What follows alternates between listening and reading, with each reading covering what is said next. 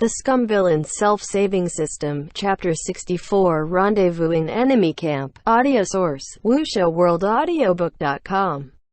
Chapter 64, Rendezvous in Enemy Camp. Wasn't this the same as crushing all the alternate dimensions together into one giant mass? Xiāng Tóngxiù didn't think such an idea was inconceivable. On the contrary, he was certain that, so long as one held the heart devil sword, this seemingly preposterous notion was absolutely possible. Because this was the basis of the original work.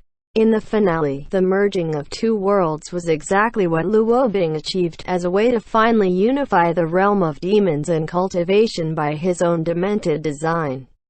Before, Xiāng Tóngxiù had always believed that this original Luo Bing was the one he was most familiar with, but thinking on it now, somehow that character seemed very strange and distant. That Luo Bing cared not of the devastation such a plan would leave in its wake. His only reasoning was that two separate realms were rather unfavorable to his regime. Furthermore, the resources were rather unevenly distributed, which caused all the demon wives and kids to make such a ruckus every day, annoying him to no end. Finally, he decided he was done with it and just merged everything to make managing it all more convenient. Xiāng Tóngxiù's voice dropped low. So this was the present you want to descend? Don't you think it's a bit too malicious on your part? Tinlong Jun rubbed his chin in contemplation, then spoke in that cultured tone of his. I really harbor no ill will towards them at all. I love the human world very much, and it's long been a long-cherished wish of mine for deeper communication between the two races. Xiāng Tóngxiù raised an eyebrow. Has Tinlong Jun truly never considered the consequences? Or perhaps you simply don't care? Even if the demons can adapt to living in the human world, how many non-cultivating humans do you think can adapt to living among demons? Or, in other words, he chose his next words carefully. Even if you love humankind, can you guarantee that all demons agree? The two worlds have been separated since ancient times, but even so, we have had countless disputes. If they were to suddenly merge, I'm afraid that there will not be a single day of peace. Aead. Tinlong Jun answered rather grudgingly. Peak Lord Shen is truly one from the four great sects. All of you sing along to the same tune. Perhaps it seems a bit rash, but that is not at all my intention. With failure so close at hand, I must see this through until the end. We will merge first and deal with the aftermath slowly as it comes. In the face of unchangeable circumstances, even those that cannot adapt will eventually learn to accept it. There really was some kind of law that every boss need to have a bad case of Chunabu syndrome. But Tinlong Jun was a bit of a special case. Perhaps he was once the young, naive type of Chuni who imagined himself to be the savior of the world, the one destined to forge love and peace between the two races. But after being crushed beneath Bailu Peak for so many years, he was now the type of Chuni that carried a deep, undying resentment in his heart. Actions that could break heaven and earth were merely a bit rash. And that last bit was exactly the kind of logic rapists use. Assuming that your partner will relent in the end, so you might as well force yourself on them, take what you want, and deal with the consequences later. Xiāng Tóngxiù couldn't help but ask. You and Su Xian, could it be that the two of you were just another part of this deeper communication between races? When he heard this name, the smooth, easy smile on Tinlong Jun's face began sliding off. He turned so that Xiāng Tóngxiù could no longer see his expression. He could only hear him sigh quietly. Ah, Xian, she really was. She really was. What? Xiāng Tóngxiù pondered over that subtle tone of his. Sweet and gentle, pure and kind? Tinlong Jun continued, cold and ruthless. That was what I loved about her. Xiāng Tóngxiù was about to roll over with laughter. Tinlong Jun waved his hand and said, but it doesn't matter now, she's already dead. So he didn't miss her even a bit. Unfortunately, it seemed that a demon's love was rather shallow and cold. Xiāng Tóngxiù remained silent for a moment, then asked, how do you really feel about Luo Bing? Tin Longjun glanced over at him. Feel rather sorry for him? Shen Qingqiu could only smile back emptily, unable to reply. Although Luobing had never mentioned a word, Shen Qingqiu knew that deep inside, he often dreamed about what his birth parents would be like. He knew that he was born of a distinguished young woman and a powerful demon noble, but he could never put names or faces to them. So he always secretly imagined how it would be if they were still there. How tender and warm they would be, and how they would protect him from anyone that looked down on him. If Luobing knew that his birth father was this type of man, one who, on account of his human blood, might not even bother to spare him a glance, then those dreams of his would truly become just laughable figments of his imagination. As night fell, the troops and the billows of smoke surrounding them came to a halt. Upon a wide expanse of grassland, they began setting up camp. The only ones that really need to set up camp were the few humanoid demons. The beastly ones could get by just fine in the wild. They could sleep in a ditch, in the treetops, on the grass, anywhere at all. Shen Qingqiu had a white tent that was quite spacious and comfortable. Though it looked rather simple from the outside, it had everything he could need within. Zhu Zhilang came by personally to make sure all was arranged accordingly and led Shen Qingqiu into the tent. As soon as that demon girl that had been following him the entire time left, Shen Qingqiu immediately collapsed onto his bed in relief. He closed his eyes and waited for the dreamscape to descend. He didn't know how much time had passed before he suddenly felt the moonlight quiver. Shen Qingqiu opened his eyes and saw Luobing half kneeling before his bed. Luobing, listen to me, there's something very important here. Shen Qingqiu had just begun speaking when Luobing immediately tackled him. He threw himself over Shen Qingqiu, who fell back onto the bed, his mouth sealed shut by a soft warmth on top of him. He couldn't make the slightest sound and was forced to stare helplessly as his face grew furiously more red by the moment. Luobing had no sense of restraint, and his kisses grew deeper and deeper like he was a small beast trying to devour his prey. Shen Qingqiu finally managed to catch his breath and commanded, Luobing, kneel properly now. Luobing lifted the hems of his robes and immediately fell into a perfect kneeling posture. Do you know why you're kneeling right now? Shen Qingqiu asked. Luobing's back was as straight as a board as he replied. This one is but a lowly disciple, and yet assaulted Shizun. Shen Qingqiu chastised him. Who told you to say that? This master will settle the matter with you later. Tin Longjun told you to hand over the heart devil sword and you just went aad and gave it to him? I don't remember teaching you to be such a naive little girl. Luobing replied, I had no choice. Besides, it wasn't anything particularly important, so why not hand it over? Wasn't anything particularly important? This all-powerful treasure that most could cry and sob for but never even glimpse it.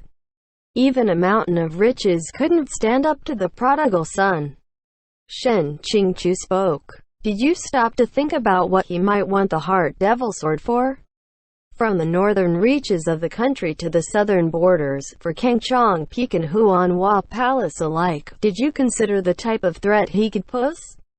Luobing replied, Shizun is angry at me for handing over the heart devil sword out of concern for all these places?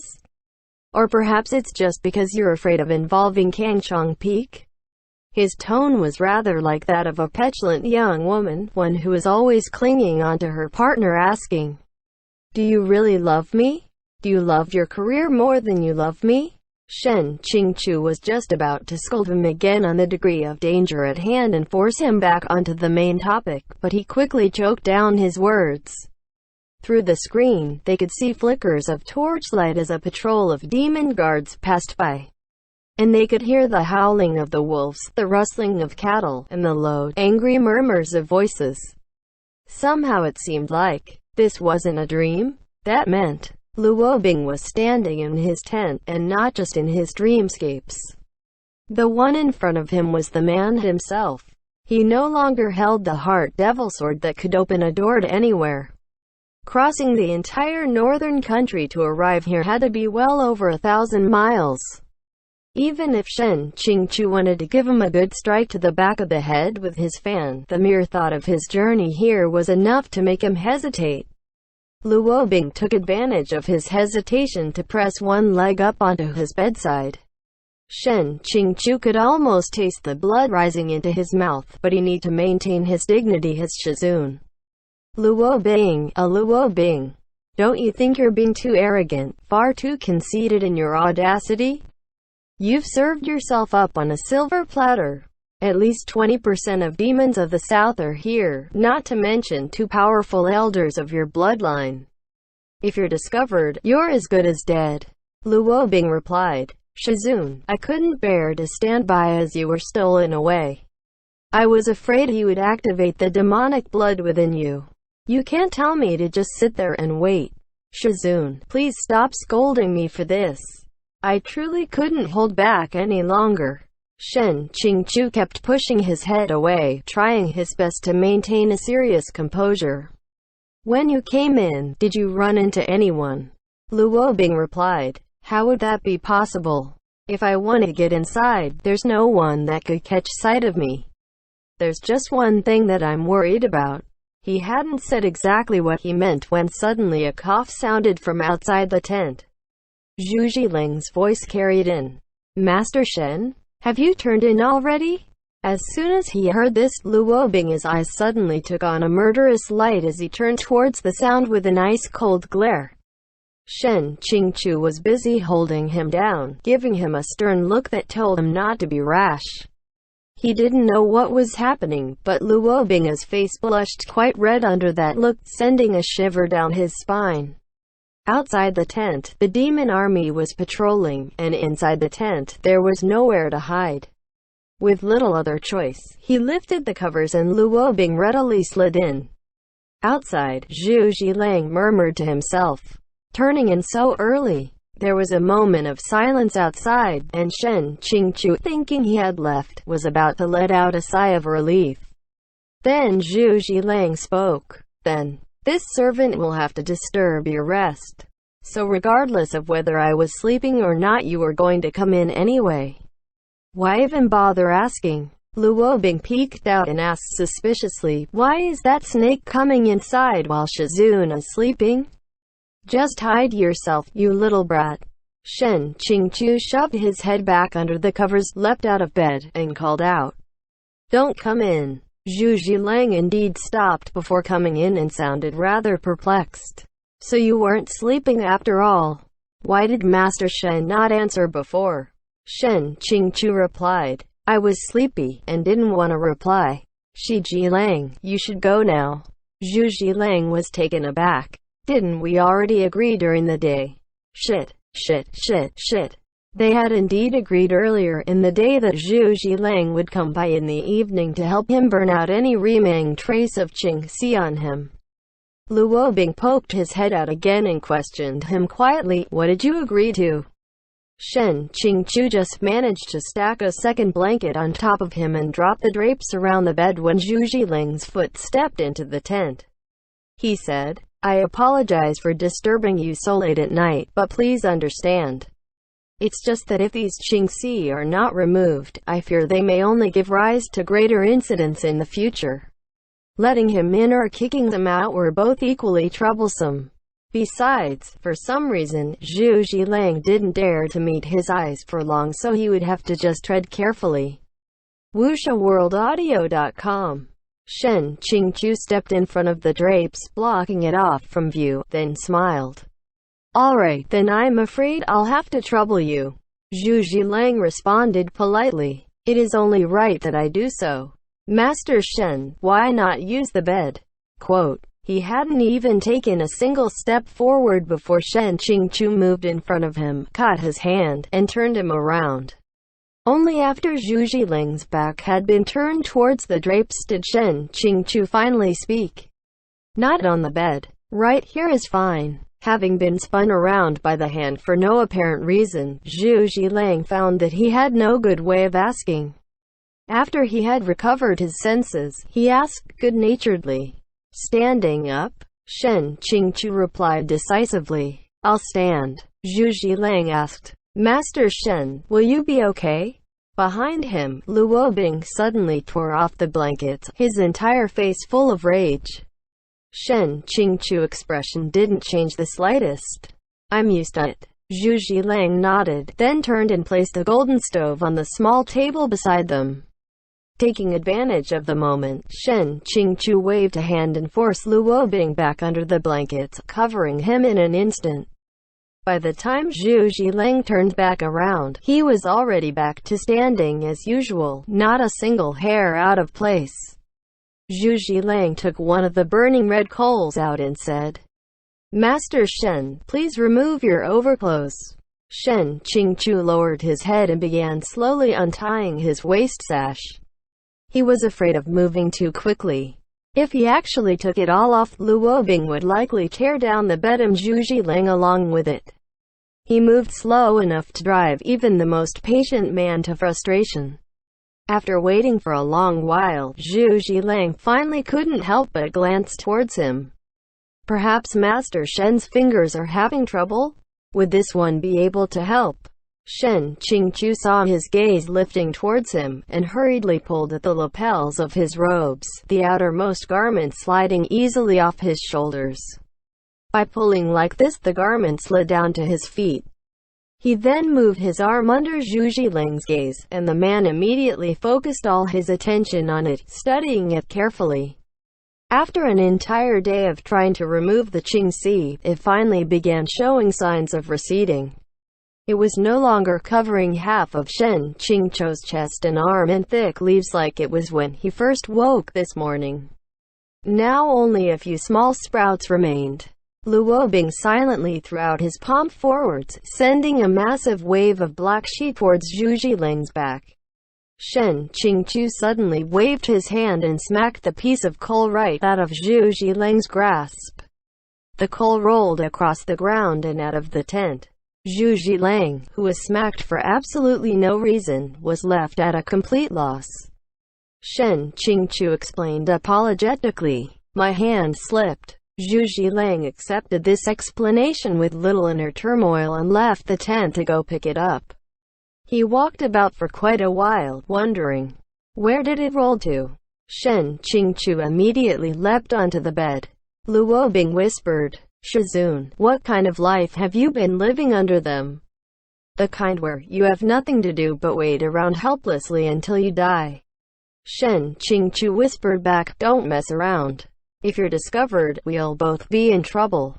Quote. After saying that, his hand rose and fell, shoving Luobing back under the blankets. Luobing was not at all placated by this and stewed sullenly. He thought that he could probably put up a fight against Tinlong Jun now, but each day the demonic blood remained within Shizun was another day he was forced to hold back. He beckoned with his finger and the fallen garment flew into his hand. He threw it onto Shen Qingqiu's shoulders. Put it on. Outside, it seemed that another lowly patrolling demon passed by the tent and greeted Zhu Zhilang. General. Zhu Zhilang hummed in acknowledgement, then said, Just in time. Help me find something. His tone and stature were completely different compared to how he held himself in front of Tinlong Jun and Shen Qingqiu. It was truly befitting of an army general. Shen Qingqiu spoke. Why? I'm going to need to take it off anyway. Luobing replied angrily. Why is it that Shizun has to take off your clothes and let him stare at you? No matter how much he was pressed or scolded, he just wouldn't stay down. It was a waste of energy for Shen Qingqiu. Just then, Zhu Zhilang suddenly returned. It was too late to get back into place, so he immediately turned and sat upright in the center of the bed. Zhu Zhilang asked, Master Shen, didn't you just say, not on the bed? Shen Qingqiu smiled a little. Oh, really? Did I say that? Having to cover it up in a rush, he had accidentally sat right on top of Luobing. But sitting like this was actually not bad. Luobing finally obediently stopped moving. Zhu Zhilang walked over and, seeing the mess of blankets, asked casually, Is Master Shen not hot? Shen Qingqiu just wanted to get this over with as soon as possible. He grabbed Zhu Zhiling's hand and pressed the bright red coal right up against his chest. In the midst of the hissing sound, he calmly stated, "It's not hot." Zhu Zhiling replied, "Then, Master Shen, doesn't it hurt?" "It doesn't hurt," Shen Qingqiu replied. Zhu Zhiling's voice was gratified. Several times before, Master Shen always seemed extremely reluctant. Tonight, you've finally taken the initiative, as it should be.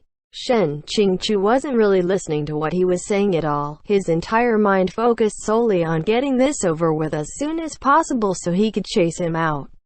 He asked, "Is this enough?" Zhu Zhiling took back the piece of coal and replied, "Yes, this is fine." Shen Qingqiu was overjoyed. Luo Bing was probably approaching his limit too. But who knew that Zhu Zhiling wasn't quite done speaking yet? Zhun Sheng has just said that tonight, he too wanted to stop by. He hadn't even finished his sentence when Luo Bing finally couldn't take it anymore and stood up violently. End chapter.